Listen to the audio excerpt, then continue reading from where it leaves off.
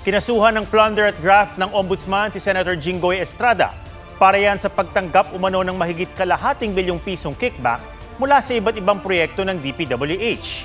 Pinuna naman ng senador ang anyay mabilis na pag-usad ng kaso na kinasasangkutan ng mga miyembro ng mayorya. May report si Joseph Moro. Taong 2001 ang sampahan ng kasong pandarambong o plunder si Senador Jinggoy Estrada matapos siyang madawit sa weteng. Acquitted siya dito. 2014, muli siyang nakasuhan ng plunder, graft, direct at indirect bribery para sa umano'y hindi tamang paggamit sa 183 million pesos niyang Priority Development Assistance Fund o PDAF. Na-acquit siya sa plunder, direct at indirect bribery.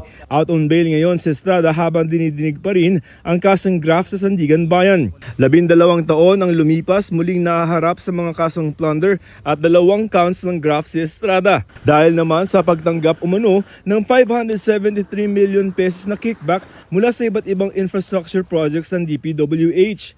Our evaluation shows that substantial public funds were deliberately funneled into designated infrastructure projects in exchange for predetermined commission fees or kickbacks, which were systematically delivered to the principal respondent, Senator Jinggoy Estrada.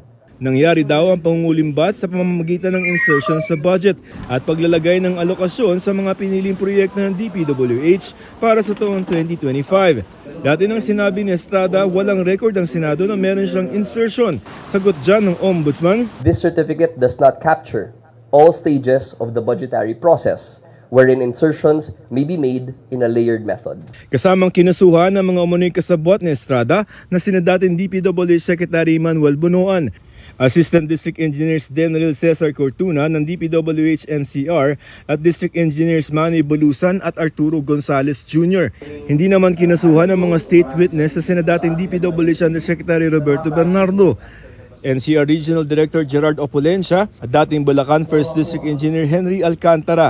No bail o walang bail na nirekomenda ang Ombudsman sa Sandigan Bayan laban kina Senador Estrada. Ang sunod na proseso nito ang paglalabas ng arrest warrant ng Sandigan Bayan.